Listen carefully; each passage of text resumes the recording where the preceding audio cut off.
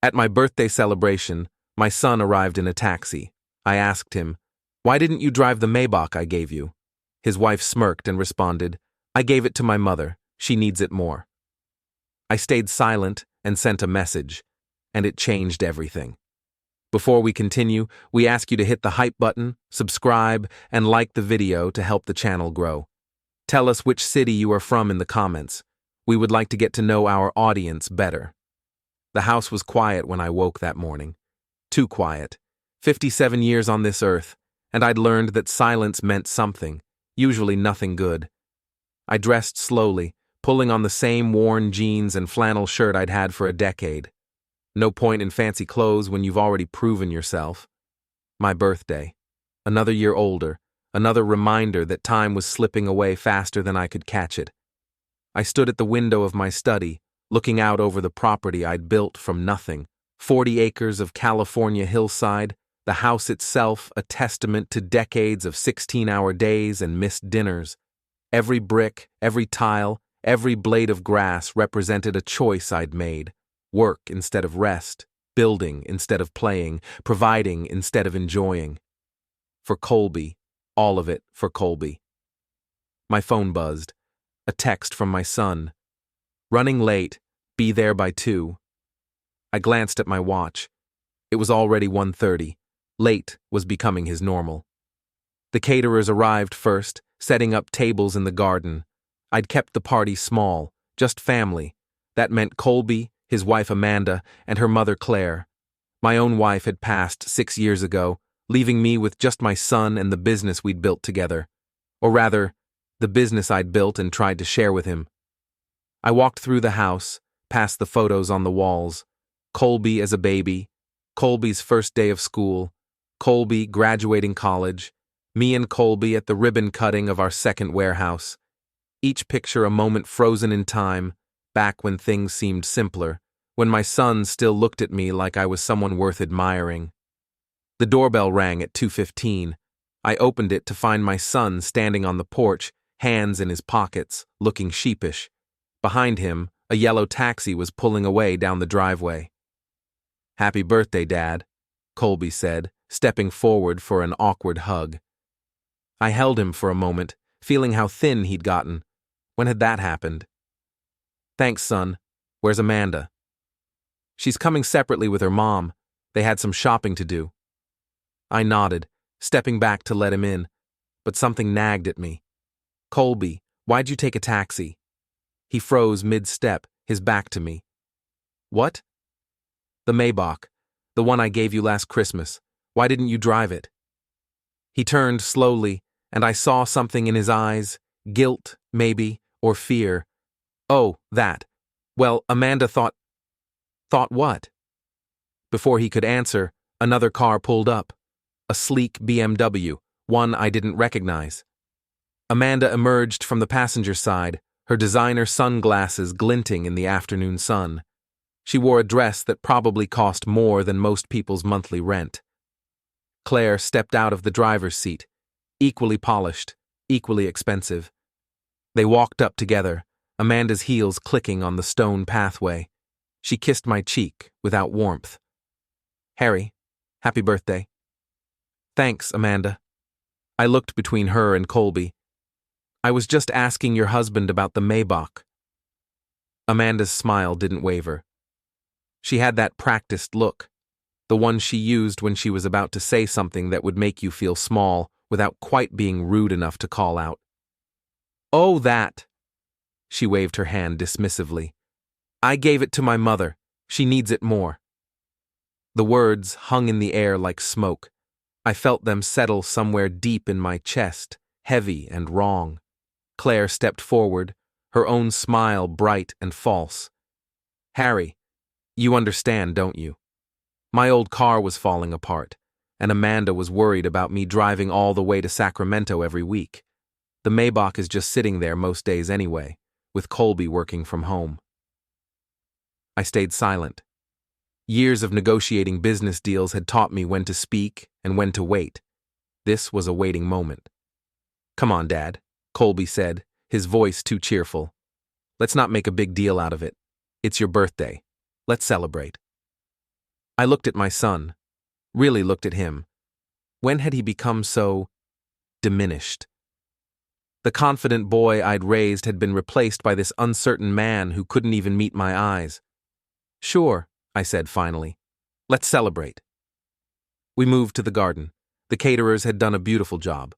White tablecloths, fresh flowers, champagne chilling in silver buckets. Everything perfect, everything hollow. Amanda and Claire sat together, heads close, whispering and laughing. Colby sat across from me, pushing food around his plate. I watched them all, really watched them, and started seeing what I'd been too busy to notice before. The way Amanda would touch Colby's arm when she wanted him to stop talking. The way Claire would shoot her daughter meaningful looks. The way neither woman ever really looked at me except when they wanted something. "So, Harry," Claire said, dabbing her lips with a napkin. "Amanda tells me you're thinking about expanding the business into Nevada." I hadn't mentioned Nevada to anyone except Colby. That conversation had been in my office, behind closed doors, 3 weeks ago. "Considering it," I said carefully. "Well, I hope you'll be smart about it. The market there is very different." She smiled. "You've done well for yourself here, but Nevada, that's a whole different game." There it was again, that tone, the one that suggested I was lucky rather than skilled, that I'd stumbled into success rather than clawed my way to it. "I appreciate your concern," I said. Amanda leaned forward. "Actually, Harry, we wanted to talk to you about something.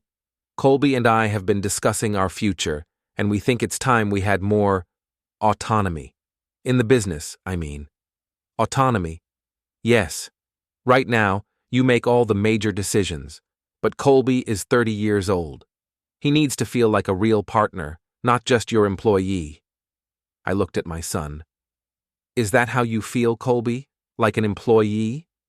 He shifted in his seat. "I just think, maybe it's time to discuss succession planning. You're not getting any younger, Dad." Not getting any younger. On my birthday. From my son. I set down my fork carefully. "I see." The rest of the meal passed in a blur of small talk and forced smiles. I cut the cake, German chocolate, my favorite, which no one else touched. They drank champagne while I nursed a whiskey. The sun started to set, painting the garden in shades of orange and red.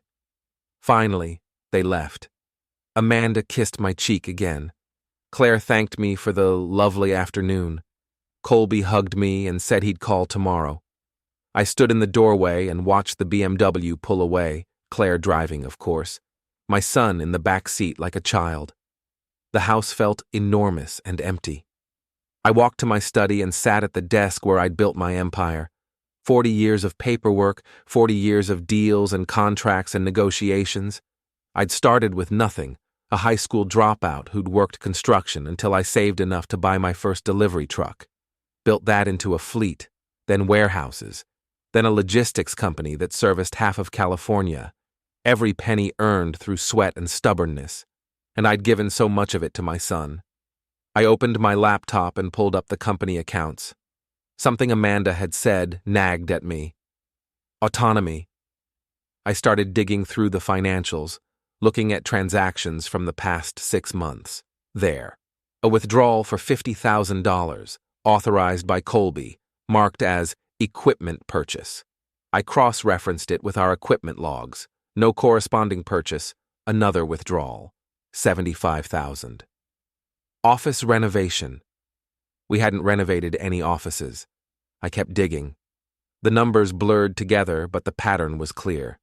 Over $200,000, withdrawn in chunks small enough not to trigger automatic alerts, all authorized by my son. My hands shook as I reached for my phone. I pulled up Amanda's contact information, my thumb hovering over her name. Then I stopped. No, not yet. Not until I understood the full scope of what was happening. I spent the rest of the night in that chair, combing through documents, following the money trail. By dawn, I had my answer. Amanda and Claire had been systematically draining the business accounts. Some of it went to consulting fees paid to a company that didn't exist, except on paper, where Claire was listed as CEO. Some went to marketing expenses that funded Amanda's lifestyle. The rest simply vanished into personal accounts, and Colby had authorized every transaction. The sun rose slowly, painting my study in harsh morning light. I felt old suddenly, tired in a way that had nothing to do with staying up all night. My son. My own son. I picked up my phone and opened a new message to Amanda. My fingers moved across the screen, typing and deleting, typing and deleting. Finally, I settled on something simple. I know what you've done. This ends now. I hit send and sat back in my chair, watching the screen until the little notification appeared. Read. 3 dots appeared immediately. She was typing. Then they disappeared. Then appeared again. Finally, a response. I don't know what you're talking about. I almost laughed. Of course she'd deny it. What else could she do? I typed back, the consulting fees, the marketing expenses, the equipment purchases that never happened. Should I continue? This time, the response took longer. When it came, it was just one word. Colby. And there it was. She wasn't even trying to hide behind my son anymore. She was asking if he'd told me, asking if her husband had finally grown a spine. No, I typed. I figured it out myself. Unlike you, I'm actually good at business. The dots appeared and disappeared several times. I could imagine her in wherever she was, probably in bed with my son beside her, frantically trying to figure out how to spin this. Finally, we can explain. I'm sure you can. You're very good at explaining, at manipulating, at making my son believe that using his father is somehow normal. You don't understand. We were trying to help the business grow. By stealing from it? It's not stealing if it's family money. There it was, the twisted logic that had let them sleep at night. In her mind, everything I'd built was already theirs. They were just taking their inheritance early. I set the phone down and stared at the wall. The anger I'd expected didn't come. Instead, I felt something colder, something calculating. They thought they were clever. They thought they'd gotten away with it. They had no idea what was coming. I didn't sleep that night. Instead, I sat in my study, surrounded by papers and spreadsheets, building my case. Not for the police. This wasn't about legal justice. This was about something deeper, something personal. The lamp on my desk cast long shadows across the room. Outside, the world was dark and quiet, but inside my mind, everything was noise. Numbers, dates, transactions. They all swirled together into a pattern I couldn't ignore anymore. By morning, I had a plan. The first step was Colby. I needed to know how deep his betrayal went, whether he was the architect or just a tool. I needed to look my son in the eye and understand who he'd become. I made coffee as the sun rose, standing at the kitchen window and watching the light creep across the property. Somewhere out there, my son was waking up next to a woman who saw him as nothing more than a means to an end. Did he know? Had he always known, deep down, but chosen comfort over truth? I called him at 9. He answered on the 3rd ring, his voice thick with sleep. Dad, what's wrong? Nothing's wrong. I need you to come by the office today, alone. A pause. I could hear rustling in the background, probably Amanda stirring beside him. Amanda usually comes with me to important meetings. This isn't a meeting. This is a conversation between father and son. 1 hour. Come alone. I hung up before he could argue. The office was in downtown Sacramento, a modest building compared to some of the corporate towers around it.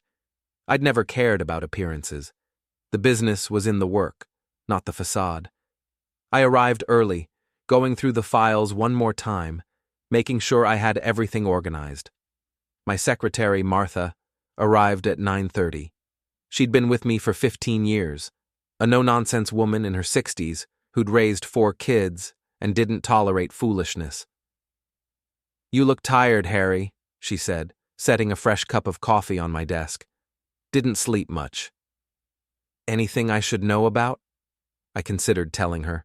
Martha had always been discreet, always loyal, but this was family business, and some things needed to stay private, at least for now. "Just working through some issues. Colby's coming in at 10:30. She raised an eyebrow. "Without Amanda?" "Without Amanda." "Good. That girl has always rubbed me the wrong way." She headed toward the door, then paused. "Whatever you're dealing with, Harry, you've got good instincts. Trust them." Colby arrived at 10:30, half an hour late. He looked nervous, his eyes darting around the reception area like he expected an ambush. He wore a polo shirt and khakis, expensive, probably picked out by Amanda. My son had never cared much about clothes before her. "In here," I said, gesturing to my private office. He followed me in, and I closed the door.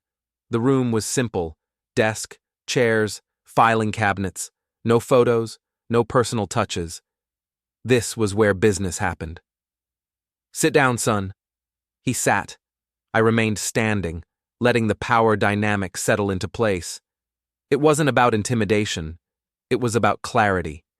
He needed to understand this wasn't a casual conversation. "I want to show you something," I said, pulling up the financial records on my computer screen. I turned the monitor so he could see it. "These transactions, every one of them authorized by you. Do you know what they are?" His face went pale. The color drained so quickly I thought he might be sick. "Dad, I can explain." "Can you? Please explain how $200,000 disappeared from our accounts. Explain the consulting fees paid to a company that only exists on paper. Explain the marketing expenses that never produced a single lead." "Amanda said it was for growth. She said we needed to invest in..." "In what, Colby? In her mother's pocket? In designer clothes and expensive dinners?" He stood up abruptly, his chair scraping against the floor. "You don't understand. Amanda has vision. She sees opportunities you're too old-fashioned to recognize." The words stung, but I kept my face neutral. Old-fashioned. Is that what I am? "You built this business 40 years ago, Dad. The world has changed. We need to adapt, to modernize. Amanda understands that." "And what do you understand, son?" He stopped, the question catching him off guard. "What? What do you understand? About business? About loyalty? About the difference between investment and theft?" "It's not theft. It's our money." "No." I walked around the desk, closing the distance between us. "It's my money. I built this company. Every dollar in those accounts came from my work, my risks, my sleepless nights. You've been here 5 years, Colby. 5 years of steady paychecks and fancy titles and none of the struggle that created all of this." His jaw clenched. "I've worked hard." "Have you? Or have you just shown up and let Amanda tell you what to think? That's not fair. Isn't it?" I pulled out my phone and showed him the message exchange with Amanda. "Look at this. When I confronted her, she didn't defend you. She didn't protect you. She asked if you'd betrayed her." He read the messages, his face growing paler with each line. His hands started to shake. I watched him process it, watched the reality start to crack through his defenses. She was surprised, that's all. Surprised that you might have grown a spine? Surprised that you might finally see her for what she is? Stop it." His voice was barely a whisper. "Just stop. Stop telling you the truth. Stop pointing out that your wife has been using you to steal from your father. Stop caring about what happens to you. She loves me." The desperation in his voice broke something in me. This wasn't anger anymore. This was grief. Grief for the son I'd lost somewhere along the way, replaced by this hollow man who believed lies because they were prettier than reality. I sat down heavily in my chair. "Colby, son, listen to me. I need you to really hear what I'm saying." He remained standing, but his posture had changed. The defensiveness was cracking, revealing something raw underneath. "When your mother was alive, she used to worry about you. Not because you weren't smart or capable, but because you were too trusting, too eager to please. She said you had a good heart, but that someone with a bad heart could take advantage of that. Mom loved Amanda. No, she didn't. She tolerated her. There's a difference." I leaned forward. "Your mother saw what I was too busy to see. That Amanda was controlling you, isolating you from anyone who might make you question her." "That's not true. When was the last time you made a decision without consulting her first? When was the last time you saw your old friends? When was the last time you came to visit me without her?" He opened his mouth, then closed it. The silence stretched between us, heavy with unspoken truths. I could see him thinking, running through memories, trying to find evidence to contradict me. But he couldn't, because I was right, and somewhere deep down, he'd always known it. "She took the Maybach," I said softly. "The car I gave to you, my gift to my son, and she gave it to her mother without even asking you, without even considering your feelings, because to her, you're not a person with your own wants and needs. You're a resource to be managed." "Stop." His voice cracked. "Please stop." "I will stop. After you answer one question. One honest answer, just between us. Do you feel happy?" The question hung in the air. I watched emotions flicker across my son's face. Confusion, resistance, and then something that looked like recognition. His eyes got glassy, and he turned away from me, facing the window. He swallowed hard. "I don't know." "You don't know if you're happy?" "I know I'm supposed to be happy. I have a wife, a good job, a nice house. I have everything I should want." Should want, not do want. He sank back into the chair, his shoulders slumping. For a moment, he looked like a child again, lost, confused, needing guidance. "It's exhausting, Dad. Every day is about keeping Amanda happy, making sure her mother approves, following their plans, their schedules, their rules. I can't remember the last time I did something just because I wanted to." Finally, a crack in the facade. I reached across the desk and put my hand on his arm. "Then let me help you. Let me show you what they've really been doing. Not to punish you, but to free you." He looked up at me, and for a moment I saw the boy he used to be. The one who'd follow me around the warehouse, asking a million questions, eager to learn everything about the business. The one who'd believed his father could fix anything. "What do you want me to do?" "First, I want you to look at these documents. Really look at them. See where the money went. Then I want you to go home and pay attention. Watch how Amanda and Claire interact. Listen to what they say when they think you're not paying attention. And then, I want you to decide who you want to be." He nodded slowly. "Okay." We spent the next 2 hours going through the finances together. I showed him everything: the fake consulting company, the inflated expenses, the pattern of theft that had been happening right under his nose. At first, he tried to defend it, to explain it away. But the numbers didn't lie. I pulled up the consulting company's registration. Look at this. Moore Consulting Services. Registered in Nevada 6 months after you got married. Claire is listed as the sole owner and operator. But here's the interesting part. They claim to provide business development services. Yet I've never met with anyone from this company. Never received a proposal, a report, or even an email, have you? Colby shook his head slowly. Amanda said her mother knew people in the industry, that she could open doors for us. What doors? Name one new client we've gotten through this arrangement. He couldn't. He sat there, staring at the screen, unable to come up with a single example. I clicked through more documents.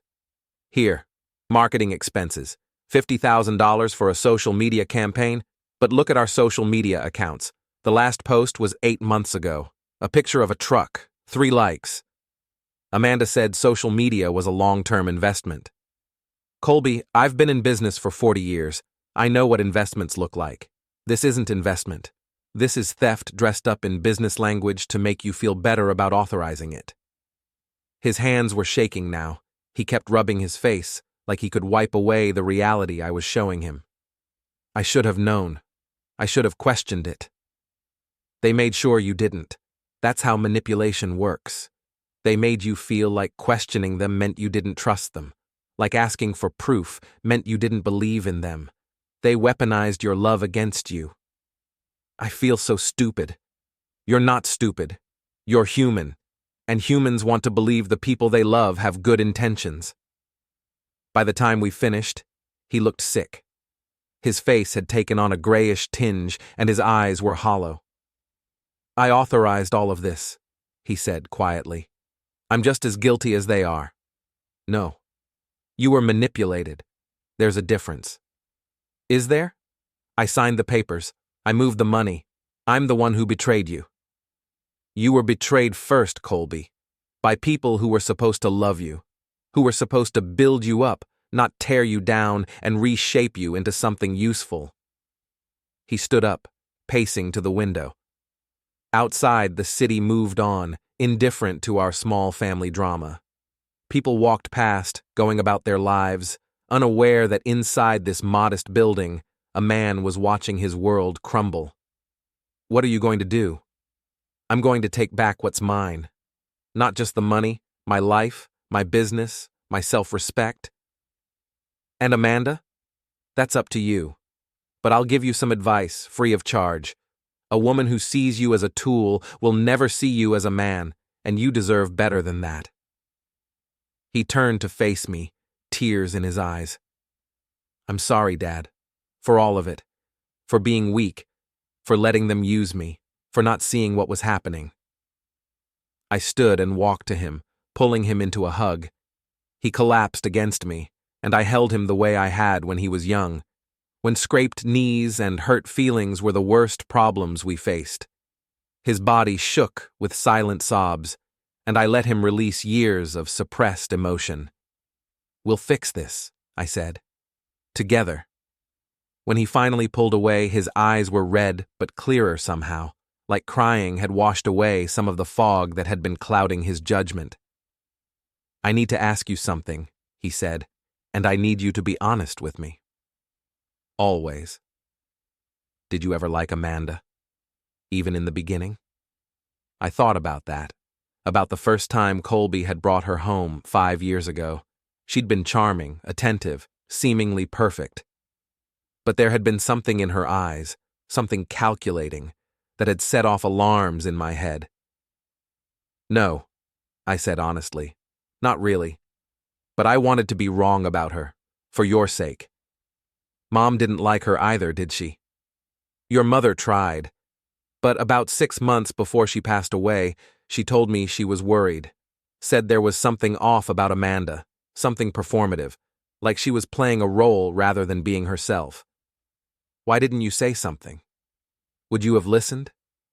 He was quiet for a long moment. No, probably not. I would have thought you were being overprotective, that you didn't want me to have my own life. Exactly. Some lessons can't be taught. They have to be learned. This is an expensive lesson. Most valuable ones are. I put my hand on his shoulder. But you're learning it now, while you're still young enough to recover. That's what matters. We talked for another hour, not about finances or plans, but about everything else. About his mother, about his childhood, about the dreams he'd had before Amanda had redirected them toward her own goals. It was the most honest conversation we'd had in years. Finally, as the afternoon sun started to slant through the office windows, Colby stood to leave. What do I do now? He asked. Just go home and pretend everything's normal? For now, yes. Watch. Listen.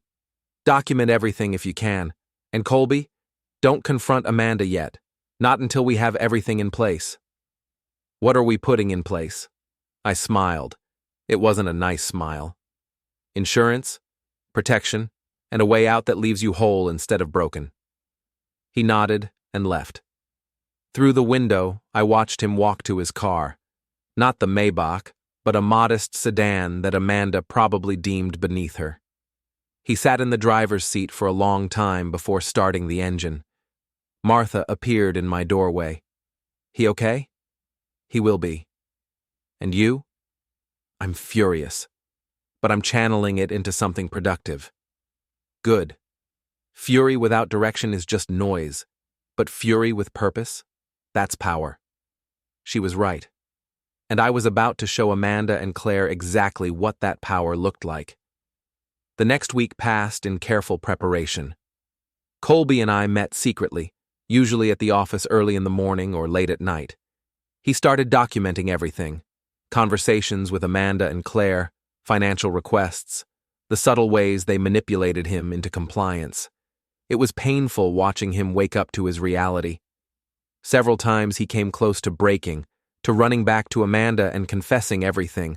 But each time, I reminded him of who he wanted to be, not who they'd shaped him into, but who he truly was underneath. They're planning something, Colby said one evening, his voice tight with stress.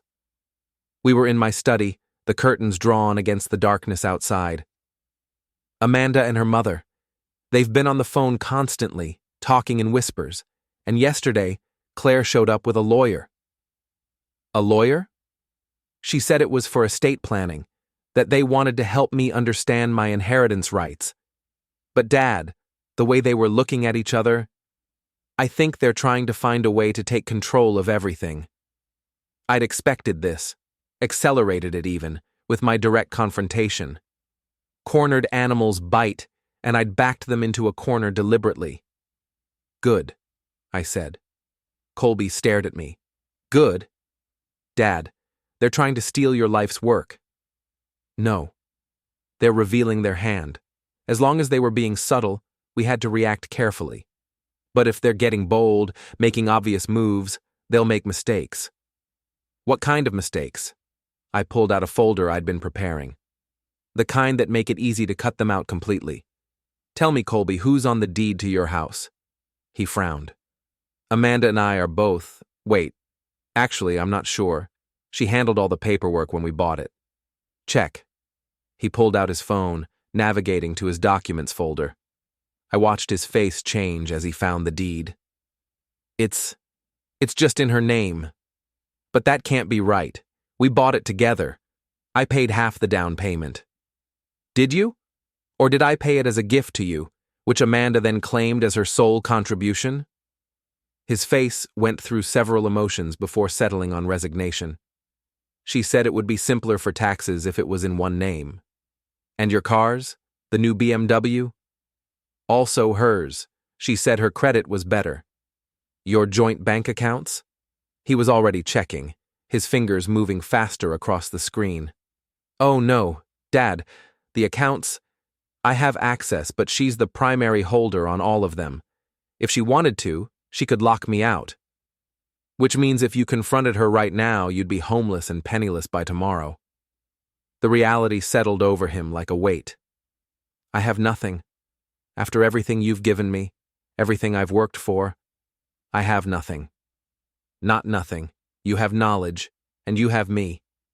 I opened the folder and spread out documents across the desk. For the past week, I've been restructuring everything. The company, the assets, the accounts. Here's what's going to happen. I walked him through the plan. It was elegant in its simplicity. The business would be reorganized, with Colby's shares moved into a trust that protected them from being used in any divorce proceedings. The stolen money would be traced and documented, creating a clear legal trail. And most importantly, I'd secured evidence of the fake consulting company, enough to prove that Claire had been actively defrauding the business. But won't this take months? Years even? Colby asked. It would, if we were going through traditional legal channels. But I'm not interested in traditional channels. I'm interested in leverage. Leverage? I smiled. It wasn't a nice smile. Your wife and her mother have built their little scheme on one fundamental assumption, that I'm too proud or too weak to burn it all down.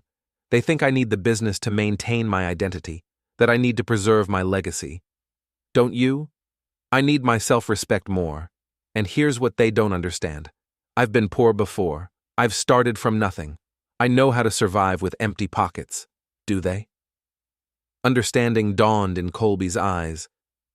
You're going to threaten to dissolve everything. Not threaten. Do. I've already started the process.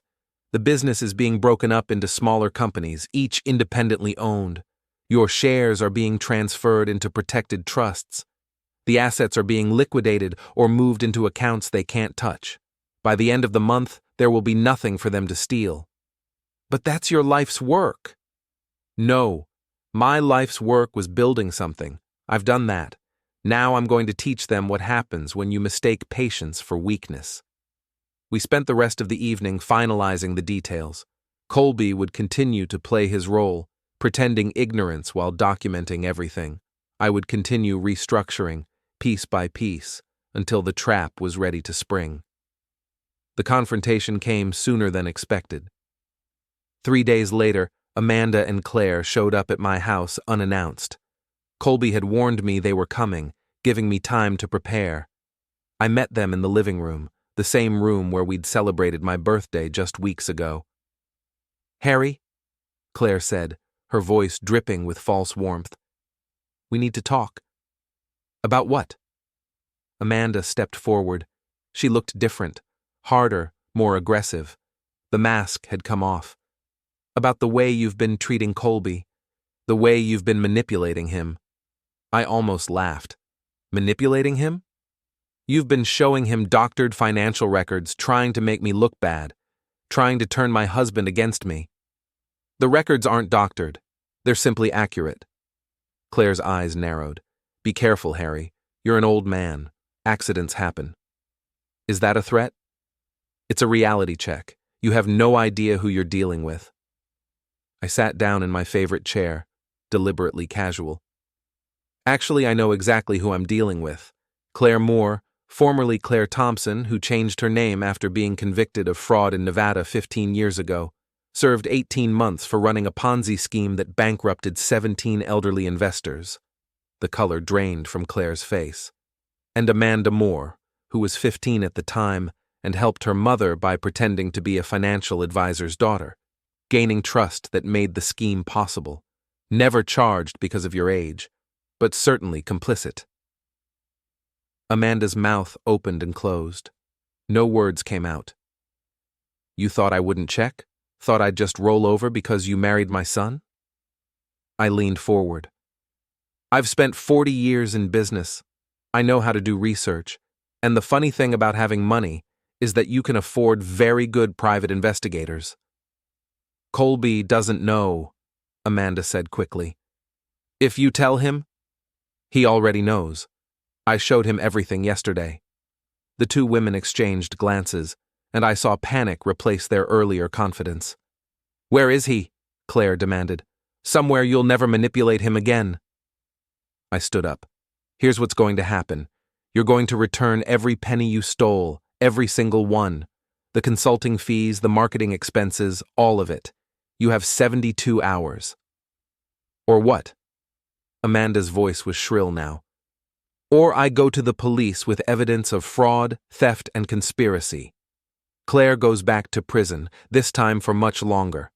And you, Amanda, will finally face charges for your role in your mother's original scheme. I've got testimony from 2 of the original victims willing to testify that you were more involved than anyone suspected. You can't prove anything." I pulled out my phone and held it up, showing them a recording app that had been running since they arrived. "You just threatened me, in my own home. That's on record now, along with everything else you've said. Want to keep talking?" Claire grabbed Amanda's arm. "We're leaving." 72 hours, I repeated. "After that, I make phone calls you won't like." They fled. There was no other word for it. They practically ran out of my house, their expensive heels clicking frantically on the hardwood floors. I sat back down and let out a long breath. My hands were shaking. Not from fear, but from adrenaline, from finally taking back control. My phone buzzed. A text from Colby. Are they gone? Yes. Come home. He'd been staying at a hotel, not trusting himself to be around Amanda without breaking. But now he arrived within minutes, letting himself in with his old key. Did they take it well? He asked, a weak attempt at humor. About as well as expected. They threatened me. I threatened them back. They left. What happens now? Now we wait. Either they return the money and disappear from our lives, or they don't and face the consequences. Either way, we win. Colby sat down heavily on the couch. I should feel relieved, but I just feel empty. That's normal. You've lost something, even if it was toxic. You'll grieve for what you thought you had, even knowing it was never real. How did you do it, Dad? How did you stay so strong when Mom passed away? I thought about that. About the bleak months after my wife's passing, when every morning felt unbearable and every night seemed endless. I didn't stay strong. I broke into pieces, but I had you to think about. You needed me, so I learned how to function while broken. Eventually, the pieces started fitting back together. Different than before, but whole again. I don't know how to be whole again. You will. It just takes time. I sat beside him. And you won't be alone. I'm here. The 72 hours passed slowly. I went about my business, continuing the restructuring, preparing for every possible outcome. Colby stayed with me, and we fell into an easy routine. Breakfast together, work at the office, dinners where we actually talked instead of just existing in the same space. On the final day, at exactly 5 in the evening, my lawyer called. Harry, you're going to want to see this. I drove to his office downtown, Colby beside me. The lawyer, Michael Chen, had been handling my affairs for 20 years. He was meticulous and honest, two qualities I valued above all else. They transferred the money back, Michael said, showing me the bank records. Every penny plus interest. It came from Claire's personal account. Any message with it? Just one word. Done. I felt satisfaction settle into my bones. Not happiness, exactly. Something cleaner and colder. Justice. What about the rest? I asked. Michael pulled out more documents. The divorce papers you requested are ready. Colby just needs to sign them. The financial settlement is extremely favorable. He gets to keep his shares in the business, protected in the trust you set up. Amanda gets nothing, under the prenuptial agreement she signed that she probably never read carefully. Colby took the papers with trembling hands. Is there a prenup? I don't remember signing one. You did. On your wedding day, about an hour before the ceremony. Your father insisted on it. Amanda's lawyer looked it over and said it was standard. What he didn't catch was the clause about fraud invalidating her claims to any assets. You knew, Colby said, looking at me. Even back then, you knew something was wrong. I suspected. Your mother and I both did. We hoped we were wrong. I put my hand on his shoulder. Sign the papers, son. Take your life back. He signed. The next morning, Amanda received the divorce papers. By noon, she was calling Colby's phone nonstop. He didn't answer. By evening, she showed up at my house again, this time alone. I didn't let her in. We talked through the door. Please, she said, and for the first time she sounded genuinely desperate. I made mistakes. I'm sorry. Let me talk to him. No. I love him. You loved his bank account. There's a difference. Harry, please. I'll do anything. I'll pay back double what we took. I'll sign whatever you want. Just let me talk to my husband. He's not your husband anymore. The papers are filed. It's over. You can't do this. I already have. I stepped back from the door. Go home, Amanda. Go back to your mother. You two deserve each other. I closed the door on her shouting, turned the lock, and walked away. Behind me, her voice faded into the distance. Colby was standing in the hallway, tears streaming down his face. Not sad tears. Relief tears. "It's over?" he asked. "It's over." He collapsed against the wall, sliding down until he was sitting on the floor. Great, gasping sobs shook his shoulders. I sat beside him and put my arm around him, letting him release everything he'd been holding in. "I wasted so much time," he said when he could speak again. "So many years with someone who never really saw me." "Not wasted. You learned. You grew. You became strong enough to walk away. That's not nothing. What do I do now?" "Whatever you want. The business is yours if you want it. Or you can do something else entirely. You're free, Colby, actually free." Over the following weeks, we rebuilt. Not just the business, but our relationship. We had lunches together, not rushed meetings between appointments, but actual meals where we talked about everything and nothing. He started therapy, working through years of manipulation and control. He reconnected with old friends who'd drifted away during his marriage. And slowly, I watched my son come back to life. One evening, about a month after everything ended, we were having dinner at my house. Colby had cooked, something he'd forgotten he enjoyed, and we were eating on the back patio, watching the sunset paint the hills in shades of orange and gold. "I got a letter from Amanda today," he said casually. "Oh?" "She's moved to Arizona, living with her mother." The letter was surprisingly honest. She admitted what she'd done, admitted that she'd married me for money, said she hoped I'd find someone who actually loved me. He paused. She also said she was sorry. "Do you believe her?" "I think she's sorry she got caught, but maybe there's some real regret in there too.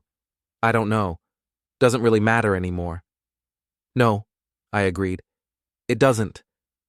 We sat in comfortable silence, the kind only possible between people who truly know each other. The anger that had driven me for weeks had cooled into something else. Not forgiveness. I'd never forgive the way they'd tried to use my son. But acceptance. It was over. We'd won. Not through aggression or harshness, but through truth and resolve. "Dad?" Colby said. "Yeah?" "Thank you. For not giving up on me. For seeing what I couldn't see. For saving me." I reached over and squeezed his hand. "You're my son. I'll always save you." The sun dipped below the horizon, and the first stars appeared in the darkening sky. Behind us, the house stood solid and warm.